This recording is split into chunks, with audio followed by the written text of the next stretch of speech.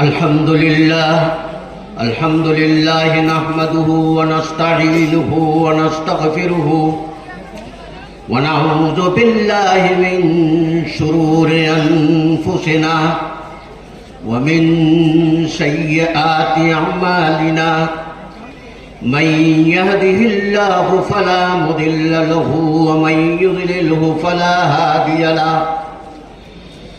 ونشهد أن لا إله إلا الله وحده لا شريك له ونشهد أن سيدنا ونبينا وشفيعنا وسندنا وإمامنا ومولانا محمدا عبده ورسوله صلى الله عليه وعلى آله وأصحابه وبارك وسلم تسليما كثيرا كثيرا أما بعد فأعوذ بالله من الشيطان الرجيم بسم الله الرحمن الرحيم ونضع الموازين القسط ليوم القيامة فلا تظلم نفس شيئا وإن كان مثقال حبة من خردل أتينا بها وكفى بنا حاسبين صدق الله مولانا العظيم. درود پاک کا نذرانہ پیش فرمائیے. اللهم صل على سيدنا ونبينا ومولانا محمد وآله وأصحابه وبارك وسلم. يا رب صل وسلم دائما أبدا على حبيبك خير الخلق كلهم. يا رب صل وسلم دائما أبدا على حبيبك خير الخلق كلهم.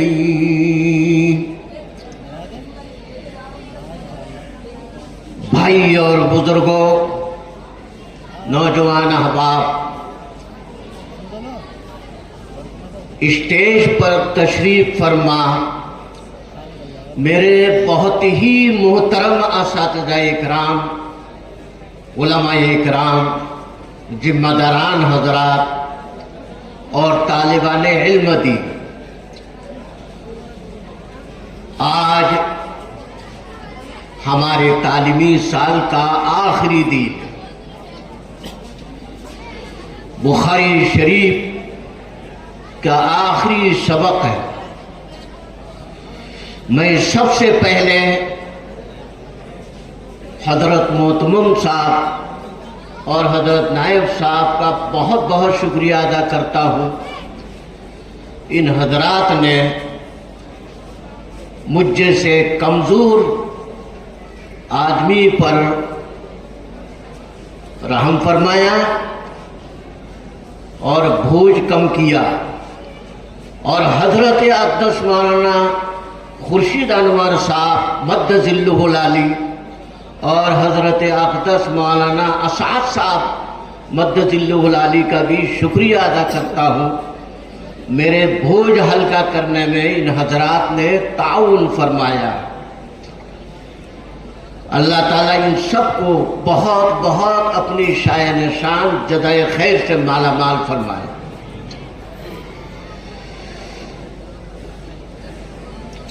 مجھے آدھا گھنٹہ کا وقت دیا گیا ہے اور حکم ہوا ہے سمندر کو کوزے میں سمیٹ کر لانا. وقت کی پابندی بھی ضروری ہے. تو یہ جو ترجمۃ الباب اور حدیث شریف پر گفتگو کرنے سے پہلے میرے عزیز طلباء کے بارے میں 3 حدیثیں مختصر طور پر پیش کرنا مناسب سمجھتا ہوں. پہلی حدیث شریف میں آپ کے سامنے پیش کرتا ہوں. حضرت امام احمد ابن حنبل علیہ رحمہ نے حدیث میں ایک کتاب لکھی ہے، اس کا نام ہے مسند امام احمد ابن حنبل۔ اس میں 28,199 حدیثیں، ان میں سے 21,924 نمبر حدیث شریف ہے۔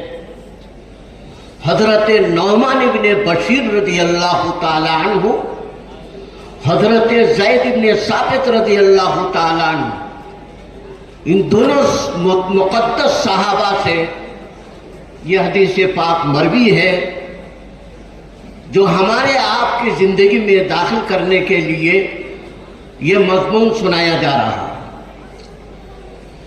سرور کائنات صلی اللہ علیہ وسلم نے ارشاد فرمایا،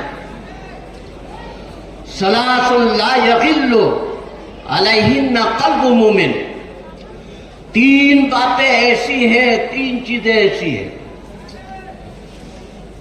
ان تین باتوں پر عمل کرنے میں کسی قسم کے دھوکے اور فریب کا خطرہ نہیں، دھوکے میں مبتلا نہیں ہو سکتے۔ وہ تین چیزیں کیا ہے؟ اخلاص العمل للہ تعالی، نمبر 1 خلوص للہیت اپنے اندر پیدا کرنا۔ یہ ہمارے طلبہ یہاں سے جانے والے ہیں، جہاں بھی رہے، کہیں بھی کام کرے، خلوص للہیت کے دامن کو نہ چھوڑے، اسے مضبوطی کے ساتھ پکڑے رہے، اللہ کی مدد آئی۔ اور دوسری چیز آقا نامدار علیہ السلام نے سارے امت کے لیے فرمایا، وَمُنَاصَحَةُ وُلَاةُ الْمُسْلِمِينَ، مسلمانوں کے دینی ذمہ دار کے ساتھ خیر خواہی کا معاملہ کرو، ان کے خیر خواہ بن جاؤ۔ مدرسہ کے ذمہ داران ہو، محتمم صاحب ہو، ناظم صاحب ہو، تبلیغی جماعت کے ذمہ دار ہو، جمعیت علماء کے ذمہ دار ہو، کسی بھی دینی مکتب فکر کے ذمہ دار ہو، ان کے ساتھ خیر خواہی کا معاملہ کرنا ہے، ان کی مخالفت میں بیڑا نہیں اٹھانا، اس کا خیال رکھنا۔ طلبہ عزیز سے گزارش ہے، یہ حضرات یہاں سے فارغ ہو کر جانے والے ہیں، اگر اللہ نے کسی مدرسہ میں کام کرنے کی سعادت نصیب فرمائی ہے تو ذمہ دار کی مخالفت نہیں کرنا ہے، اور کسی استاد کی برائی نہیں کرنا۔ تم سے ہو سکے تو تعریف کرو، ہرگز برائی نہیں کرنی۔ تیسری چیز آقا نامدار علیہ السلام نے فرمایا، وَلُزُومُ جَمَاعَةِ الْمُسْلِمِينَ، یہاں سے جانے کے بعد مسلمانوں کے سواد اعظم، مسلمانوں کی بڑی جماعت کو لازم پکڑو، گمراہی سے بچ جاؤ۔ ایک تو یہ حدیث شریف، اس حدیث شریف کا ترجمہ آپ اپنے ذہن میں رکھ لیں، تین باتیں کہی گئی۔ دوسری حدیث شریف میں آپ کے سامنے پیش کرتا ہوں، ہمارے حضرت نائب صاحب نے توجہ دلائی اور حضرت محتمم صاحب مدظلہ العالی نے بھی توجہ دلائی۔ یہاں سے جا کر کے آپ کو اپنے اپنے علاقے میں ذمہ داری ادا کرنی۔ اس سلسلے میں ایک حدیث شریف سناتا ہوں، حضرت امام طبرانی علیہ رحمہ نے المعجم الکبیر میں 21,608 حدیثیں نقل فرمائی ہے، ان میں سے 6,641 نمبر حدیث شریف ہے۔ حضرت ابو امامہ باہلی رضی اللہ تعالیٰ عنہ سے یہ حدیث شریف مروی ہے، وہ فرماتے ہیں، سرور کائنات صلی اللہ علیہ وسلم کے معمول بیان فرماتے ہیں، لا یولی والیا، کان رسول اللہ صلی اللہ علیہ وسلم لا یولی والیا حتی یعممہ، سرور کائنات صلی اللہ علیہ وسلم جب کسی کو کسی علاقہ کا ذمہ دار بنا کر کے روانہ فرماتے یا کسی لشکر کا امیر بنا کر کے روانہ فرماتے، اس کے اوپر ضرور دستار باندھ دیتے تھے، اس کے سر پر ضرور دستار باندھتے تھے۔ تو یہ جو دستار جو آپ کے سروں پر رکھی جا رہی ہے، جو پگڑی آپ کے سر پر باندھی جا رہی ہے، یہ دستار فضیلت ہے، دستار ذمہ داری۔ یہ آسان چیز نہیں ہے، دستار فضیلت تو کہاں جائے، لیکن اصل میں یہ دستار ذمہ داری آپ کو اپنے علاقے میں جا کر کے دینی ذمہ داری ادا کرنی ہے۔ اس کی پگڑی آپ کے سر پر باندھ کر کے قوم کے سامنے آپ کو پیش کیا جا رہا ہے۔ یہ دستار ذمہ داری ہے، دستار فضیلت نہیں، دستار ذمہ داری۔ اس لیے اپنی دینی ذمہ داری کو پیش نظر رکھ کر کے آپ یہاں سے جائیں۔ تیسری حدیث شریف میں آپ کے سامنے پیش کرتا ہوں۔ میں نے آپ حضرات سے گزارش کی ہے کہ درود پاک کا نذرانہ پیش فرمائیں۔ حضرت امام بخاری رحمۃ اللہ علیہ نے 7262 حدیثیں نقل فرمائی ہیں۔ ہمارے رقم کے اعتبار سے ہم نے جو نمبر لگایا اس اعتبار تو 7262 مرتبہ امام بخاری رحمۃ اللہ علیہ نے ہر حدیث کے ساتھ پورا درود شریف لکھا۔ حضرت امام طبرانی علیہ رحمہ نے المعجم الکبیر میں 21608 حدیثیں نقل فرمائی ہیں، 21608 مرتبہ درود شریف لکھا۔ امام احمد ابن حنبل علیہ رحمہ نے مسند امام احمد ابن حنبل میں 28199 حدیثیں نقل فرمائی ہیں، تو 28199 مرتبہ انہوں نے پورا درود شریف نقل فرمایا۔ تمام محدثین نے ہر حدیث کے ساتھ ساتھ پورا درود شریف نقل فرمایا۔ کیوں؟ اس سلسلے میں ایک حدیث شریف آپ کے سامنے پیش کر دیتا ہوں۔ ہو سکتا ہے مجمع میں بیٹھے ہوئے کسی بھی اللہ کے بندے کو درود پاک کا نذرانہ پیش کرنے کے لیے توفیق ہو جائے۔ حضرت امام طبرانی علیہ رحمہ نے المعجم الاوسط میں 9489 حدیثیں نقل فرمائی ہیں، ان میں سے 7231 نمبر حدیث شریف ہے۔ حضرت انس بن مالک رضی اللہ تعالیٰ عنہ سے یہ حدیث شریف مروی ہے۔ آقا نامدار سرور کائنات صلی اللہ علیہ وسلم نے فرمایا،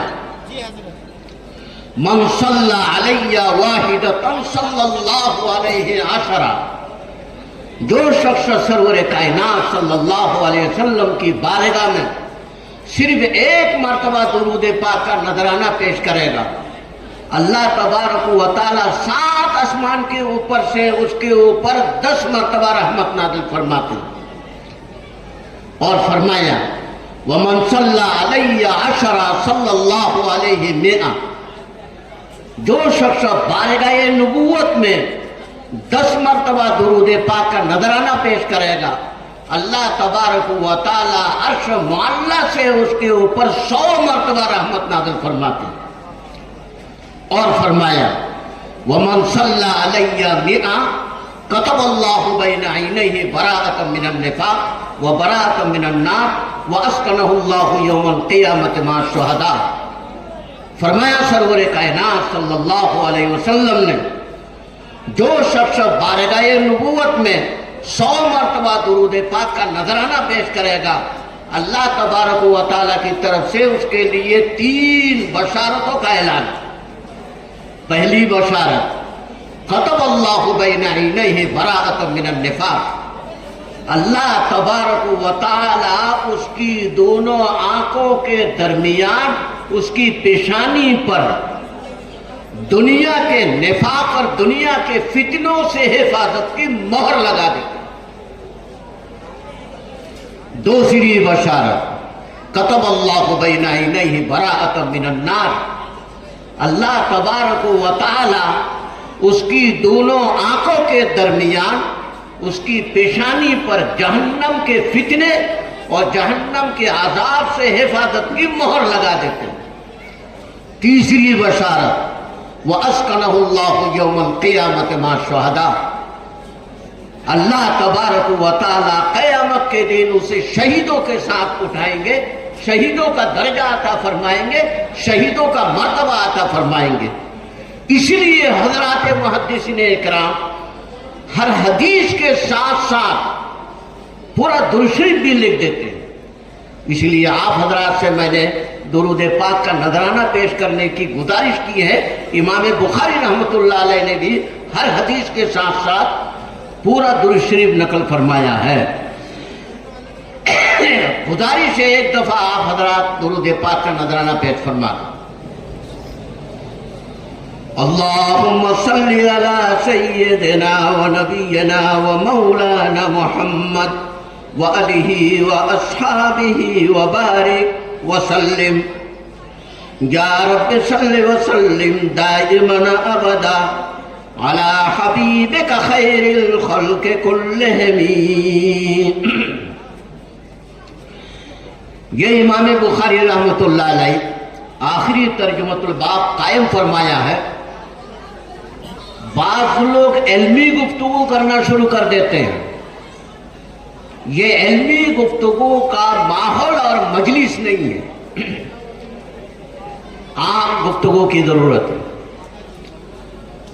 تو امام بخاری رحمۃ اللہ علیہ نے اس ترجمۃ الباب کے اندر ایک دعویٰ فرمایا، وَأَنَّ أَعْمَالَ بَنِي آدَمَ وَقَوْلُهُمْ تُوزَنُ دُنُتْرَا. قیامت کے دن اللہ کے دربار میں بنی آدم کے انسانوں کے اعمال کو اور ان کے اقوال کو، ان کی گفتگو کو ترازو میں رکھ کر کے تولا جائے.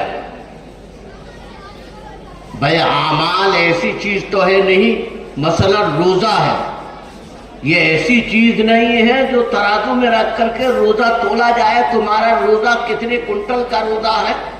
نماز ہے تمہاری نماز ہے، یہ نماز کتنی کنٹل کی نماز تم نے پڑھی ہے، یہ ترازو میں رکھ کر کے تولا جائے؟ اس قابل تو ہے نہیں. امام بخاری رحمۃ اللہ علیہ دعویٰ فرما رہے ہیں اس طرح تمام اعمال کو اللہ کے دربار میں، اللہ کی عدالت میں ترازو میں رکھ کر کے تولا جائے. یہ کیسے ہے؟ اللہ تبارک و تعالیٰ نے 3 عالم پیدا فرمایا. عالم دنیا، اس کو عالم دنیا بھی کہتے ہیں، عالم ناسوت بھی کہا جاتا ہے، عالم مشاہدہ بھی کہا جاتا ہے، جس میں ہم لوگ ہیں. نمبر 2 عالم برزخ، اس کو عالم ملکوت بھی کہا جاتا ہے، عالم مثال بھی کہا جاتا ہے. نمبر 3 عالم آخرت، اس کو عالم آخرت اور عالم لاہوت بھی کہا جاتا ہے، حساب و کتاب کے عالم. تو ہر ایک انسان کو ان تینوں عالموں سے ہو کر کے گزر کر کے اللہ کے دربار میں، اللہ کی عدالت میں حاضری دینا. تو عالم دنیا کی چیزیں عالم برزخ میں جا کر کے کسی اور شکل میں ہو جاتی ہیں. مثلا کسی نے خواب میں دیکھا ہے سانپ یا بچھو دیکھا ہے، عالم دنیا کے اندر اس نے خواب میں دیکھا ہے سانپ اور بچھو. تو جب آدمی سو جاتا ہے، سونے کی حالت میں عالم مثال میں اس کی روح پہنچ جاتی ہے، عالم ملکوت میں پہنچ جاتی ہے. اس نے وہاں سانپ یا بچھو دیکھا. تو اس کا مطلب یہ ہے کہ عالم دنیا کے اندر کوئی ایسا انسان جس میں کسی قسم کی خیر کی امید نہیں ہے، وہ خواب دیکھنے والا کا دشمن ہے، جو عالم مثال کے اندر سانپ یا بچھو کی شکل میں نظر آ رہا ہے. کسی نے خواب میں شیر دیکھا ہے، تو اس کا مطلب یہ ہے کہ عالم دنیا کے اندر کوئی ایسا آدمی جو عزت و شرف کے اعتبار سے خواب دیکھنے والے سے اونچا مرتبہ والا ہے، تو وہ عالم مثال کے اندر، عالم ملکوت میں، خواب میں اسے شیر کی شکل میں نظر آئے. کسی نے خواب میں کتا دیکھا ہے، کتا، اس کا مطلب یہ ہے کہ عالم دنیا کے اندر کوئی ایسا شخص جو دوست نما دشمن ہے، وہ عالم برزخ میں، عالم مثال میں کتے کی شکل میں نظر آ رہا ہے. کسی نے خواب میں بندر دیکھا ہے، بندر، تو اس کا مطلب یہ ہے کہ عالم دنیا کے اندر کوئی ایسا شخص ہو، اس کا دشمن ہے جو مکار ہے، فکری طور پر مکار اور دھوکہ باز ہے، وہ عالم مثال کے اندر، عالم ملکوت کے اندر بندر کی شکل میں نظر آ رہا ہے۔ کسی نے خواب میں مچھلیاں دیکھی ہیں یا خوبصورت ہونہار لڑکی دیکھی ہے، تو اس کا مطلب یہ ہے کہ عالم دنیا کے اندر اس کو بڑا نفع ہونے والا، جو عالم دنیا کے اندر نفع ہونے والی چیز ہے وہ عورت، وہ لڑکی کی شکل میں نظر آ رہی ہے، مچھلی کی شکل میں نظر آ رہی ہے۔ کسی نے خواب میں گیدڑ دیکھا ہے، گیدڑ، اس کا مطلب یہ ہے کہ عالم دنیا کے اندر دہشت گرد قسم کا آدمی انسان ہے، وہ گیدڑ کی شکل میں نظر آ رہا ہے۔ تو معلوم ہوا کہ عالم دنیا کی چیزیں عالم برزخ میں، عالم ملکوت میں کسی اور شکل میں ہو کر کے پیش آتی ہیں۔ اب حدیث سناتا ہوں۔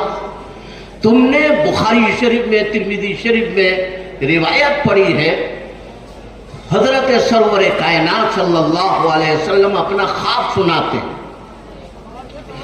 میں نے خواب میں دیکھا ہے کہ مدینہ المنورہ سے ایک عورت کالی کلوٹی سڑی ہوئی، پراگندہ حال، پراگندہ بال، مدینہ سے نکل کر کے باہر سمندر کی طرف چلی گئی ہے، جوہفا کی طرف۔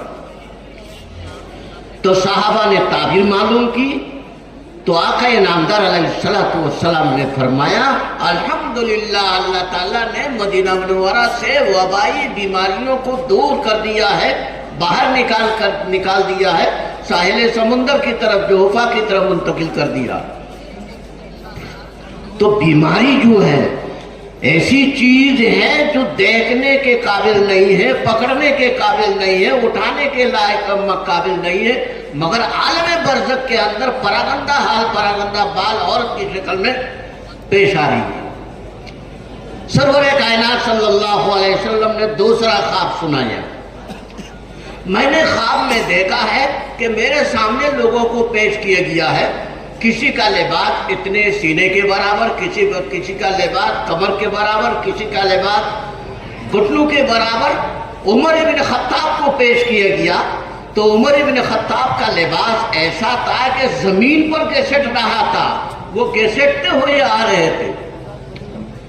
تو سرور کائنات صلی اللہ علیہ وسلم سے صحابہ نے تعبیر معلوم کی، تو آقا نامدار علیہ السلام نے فرمایا عمر ابن خطاب کے دینداری، ان کا دین ہے، دینداری ایسی چیز نہیں ہے جو دیکھنے کے قابل ہو، پکڑنے کے لائق ہو، لیکن وہ عالم برزخ میں لباس کی شکل میں پیش آ رہا، اور لباس ایسی چیز ہے جو اٹھایا جا سکتا ہے، پکڑا جا سکتا ہے۔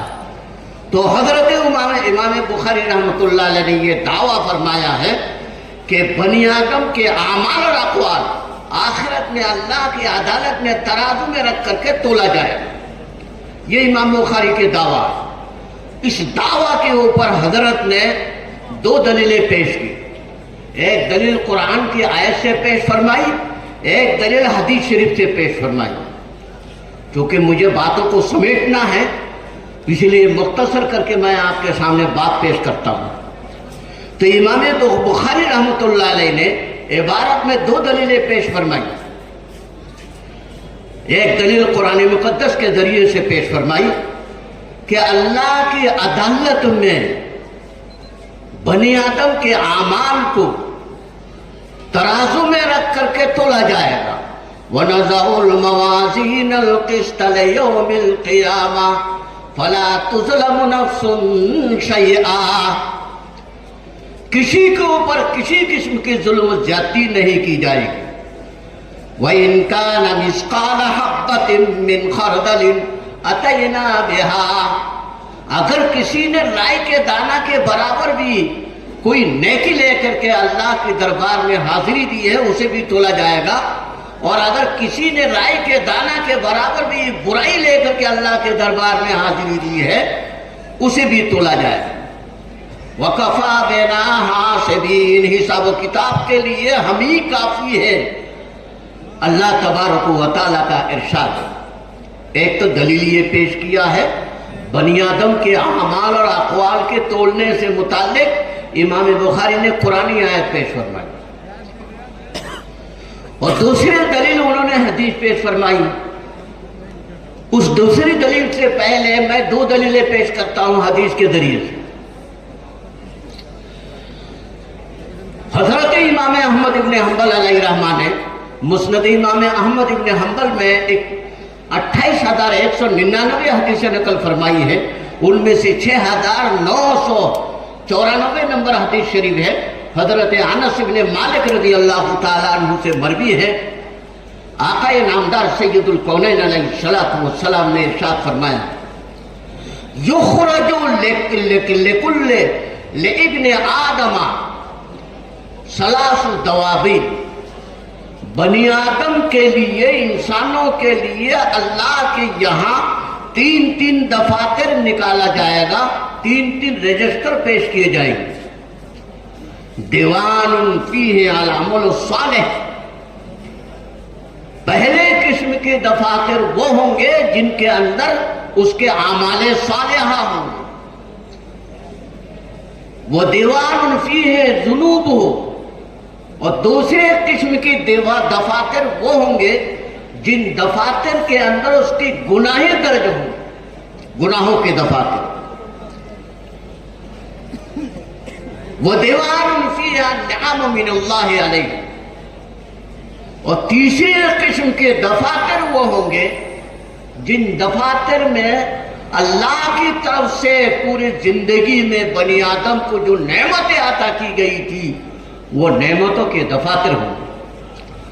تو اللہ تبارک و تعالی بنی آدم کو حاضر کریں گے، اللہ کی نعمتوں میں سے ایک معمولی نعمت کو پیش کیا جائے گا اور موازنہ کیا جائے گا، اس معمولی نعمت کے مقابلہ میں اس کے اعمال صالحہ سارے کے سارے ختم ہو جائیں گے۔ اب اللہ کی نعمتوں کے دفاتر باقی ہیں اور اس کے گناہوں کے دفاتر باقی ہیں، تو اللہ تبارک و تعالی اس سے کہے گا کہ ہم نے تمہارے اوپر کوئی ظلم کیا، تو بندہ کہے گا کہ نہیں۔ دوسری حدیث شریف میں سناتا ہوں، یہ حدیث شریف یہی چھوڑ دیتا ہوں۔ حضرت امام ترمذی رحمۃ اللہ علیہ نے ترمذی شریف جلد 2 میں کتاب الایمان کا عنوان قائم فرمایا۔ اس میں ترمذی شریف جلد 2 صفحہ 92 پر امام ترمذی رحمۃ اللہ علیہ نے ایک عنوان قائم فرمایا ہے، باب ما جاء من یموت وہو یقول لا الہ الا اللہ، جو شخص موت کے وقت میں کلمہ لا الہ الا اللہ پڑھ کر کے دنیا سے گزر جاتا ہے۔ اس سلسلے میں امام ترمذی رحمۃ اللہ علیہ نے یہ عنوان قائم فرمایا۔ اس عنوان کے ذیل میں حضرت عبداللہ ابن عامر ابن عاص رضی اللہ تعالیٰ عنہ کی تفصیلی روایت نقل فرمائی۔ حضرت عبداللہ ابن عامر ابن عاص رضی اللہ تعالیٰ عنہ فرماتے ہیں، سمعت رسول اللہ صلی اللہ علیہ وسلم یقول، بے شک میں نے رسول اللہ صلی اللہ علیہ وسلم سے فرماتے ہوئے سنا ہے، ان اللہ سیخلص رجلا من امتی علی رؤوس الخلائق یوم القیامہ۔ سرور کائنات صلی اللہ علیہ وسلم فرماتے ہیں، یقیناً اللہ تبارک و تعالی قیامت کے دن میری امتی میں سے ایک شخص کو نمایاں کر کے پیش کرے گا رؤوس الخلائق، فَيُنْشَرُ عَلَيْهِ 99 سجلا، اس کے سامنے اس کے اعمال برائیوں کے 99 دفاتر پیش کیے جائیں گے، کل سجل مثل مد البصر، ہر ایک دفتر مد بصر تا حد نظر ہو۔ امام ترمذی نے اس حدیث شریف پر نشان لگایا، حدیث حسن فرمایا، تو اس کے 99 دفاتر ہے گناہوں کی، تو اللہ تعالیٰ اس سے کہیں گے میرے جو کاتبین فرشتہ تھے انہوں نے تمہارے اعمال کے لکھنے میں کوئی کمی زیادتی تو نہیں کی ہے؟ تو وہ کہے گا یا اللہ نہیں، یا رب نہیں۔ تو اللہ تعالیٰ فرمائیں گے تمہارے لیے کوئی عذر ہو تو پیش کرو۔ وہ بندہ کہے گا یا اللہ کوئی عذر نہیں، اے اللہ کوئی عذر نہیں، تیرے فضل کے بغیر کچھ نہیں ہو سکتا۔ تو اللہ تعالیٰ فرمائیں گے کہ کیوں نہیں؟ تمہاری ایک امانت میرے پاس ہے، تم نے ایک مرتبہ کلمہ لا الہ الا اللہ خلوص للہیت کے ساتھ پڑھا تھا، وہ امانت ہمارے پاس موجود ہے۔ اشہد ان لا الہ الا اللہ واشہد ان محمد رسول اللہ صلی اللہ علیہ وسلم، ایک مرتبہ تم نے خلوص للہیت کے ساتھ پڑھا تھا، وہ ہمارے پاس امانت کے طور پر موجود ہے۔ چنانچہ اللہ کی عدالت میں ایک ترازو میں اس کے گناہوں کے 99 دفاتر رکھے جائیں گے، اور دوسرے پلڑے میں یہ پرچی رکھی جائے گی، کلمہ شہادت کی پرچی رکھی جائے گی۔ حضور فرماتے ہیں اللہ کے نام کے مقابلہ میں پوری کائنات ہلکے پڑ جائے گی۔ تو اسی بہانہ سے اللہ تبارک و تعالی اپنے بندے کو نجات عطا فرمائے۔ اللہ تبارک و تعالی ہم میں سے ہر ایک کو کلمہ شہادت کا ورد کرنے کی توفیق عطا فرمائے۔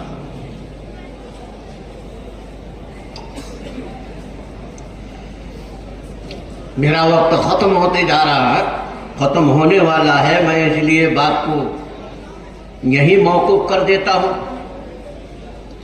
تو امام بخاری نے دلیل تو یہ پیش کیا ہے، اور اس میں ایک لفظ آ رہا ہے کہ القسطاس، قسطاس کے معنی صحیح ترازو کے ہیں۔ یہ قرآن مقدس کے اندر 2 جگہ آیا ہے، سورہ بنی اسرائیل آیت نمبر 35 میں اور سورہ شعراء آیت نمبر 182 میں۔ تو اسے قسطاس سے مراد ترازو کے ہیں، قسطاس المستقیم کا لفظ آیا ہے صحیح ترازو کے معنی میں۔ تو یہ کہہ رہے ہیں کہ مجاہد کے قول ہیں القسطاس العدل بالرومیہ، رومی زبان میں، اٹلی کی زبان میں، انگریزی زبان میں، ان کی زبان میں، یورپ کی زبان میں۔ اس کے بعد ایک لفظ آیا قسط، یہ لفظ قسط باب یہ مجرد سے ظلم کرنے کے معنی میں ہے، اور باب افعال سے انصاف کرنے کے معنی میں ہے۔ مقسط، اللہ تعالیٰ نے قرآن مقدس کے اندر فرمایا ہے ان اللہ یحب المقسطین، یہ 3 جگہ آیا ہے پورے قرآن مقدس کے اندر۔ نمبر 1 سورہ مائدہ آیت نمبر 42، نمبر 2 سورہ حجرات آیت نمبر 9، نمبر 3 سورہ ممتحنہ آیت نمبر 8۔ ان اللہ یحب المقسطین، اللہ تعالیٰ عدل انصاف کرنے والوں سے